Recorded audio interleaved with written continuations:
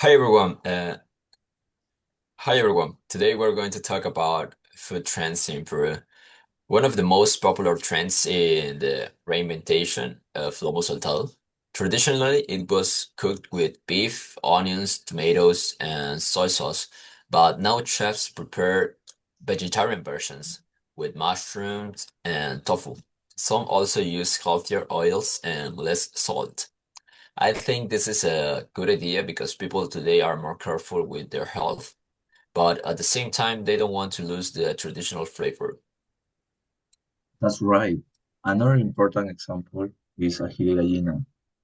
Originally, it was prepared with shredded chicken, bread, and Peruvian yellow chili. Nowadays, some chefs prepare it with almond milk or quinoa to make it lighter and more modern at the moment. Personally, I think the original version is tastier, but I like trying the new ones too. In my opinion, this trend shows how Peruvian food can adapt to modern lifestyle. Yes, and let's not forget papa gallina. In the past, it was only filled with meat and onions. Now you can find versions with cheese, vegetables, chicken, or even seafood. Personally, I enjoy both styles. The modern one is interesting, but the traditional one reminds me of my family and childhood. Do you prefer traditional dishes or modern version? That's a good question. For me, traditional dishes are better because the flavor is strong enough and it makes me feel connected to our culture. But I also enjoy modern versions from time to time. Mm, I'm in the middle. If one comfort food, I prefer traditional dishes. But if I feel curious or I waiting for friends, I like to try modern versions. Now, do you believe in food trends or and advertisements? Personally, I think ads influence people a lot. When I see a commercial for a new lomo saltado, I feel curious to try it, but sometimes the ads exaggerate. Once I saw a place that was supposed to be the best in Lima, but when I went, it was just okay. Yeah, you're right. I had a similar situation. I was going to visit the restaurant because of an ad online. It looked amazing, but when I tried the food, the portion wasn't big enough. The flavor wasn't as good as the picture showed. Uh, that showed me that ads are not always trustworthy. I agree with you. Also, my recommendation from family and friends are more reliable. In fact, one time I visited a small restaurant that wasn't advertised at all, but it was supposed to be popular among locals. The food was delicious and the price was perfect, so I believe real experience are better than advertising. Yeah. Well, now talking about a little bit of history, I remember a fact about lomo saltado. Did you know that it was created in the 19th century during the Chinese migration to Peru? The technique of stir frying came from Chinese cooking, and it was combined with Peruvian ingredients like potatoes and beef. That's why lomo saltado is a symbol of cultural fusion in our country. Yes. Also, ají de gallina has colonial origins.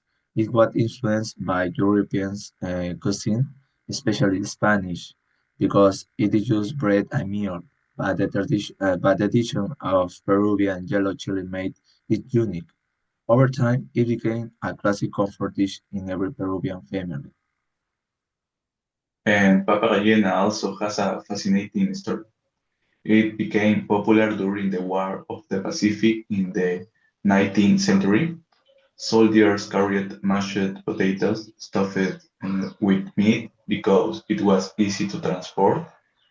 Later, It entered Peruvian homes and became one of the most popular street foods. Isn't it interesting that food can tell us history? Yes, it really is. Food is not only about taste, but also about culture, identity, and memories. And talking about restaurant, my favorite dish is ají de gallina, is my opinion, because it's very delicious and because it has a lot of chicken, some condiments about in had at this dish. In some place, the price is fair because the portion is big enough and the sauce is creamy and delicious.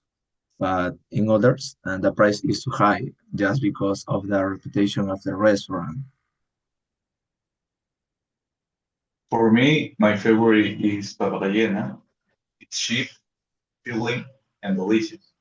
Even in small street food stands, the quality is good enough and the price is affordable. It's one of the best examples of value for money in the room. What about you, Jesus? Well, I love lomo saltado. In small local restaurants, the taste is sometimes even better than in expensive places. But in fancy restaurants, the portion is often too small for the price. Honestly, I think local restaurants offer better balance between quality and cost. Okay, now let's share some experience. I once had a great one. I went with my family to a small restaurant that served papa relleno. The service was excellent, the portion was large enough, and the price was very cheap. It was one of the best meals I've had recently. Well, that's great for me. I had a bad experience last time uh, with ceviche. The fish wasn't fresh, and I got really sick after eating it.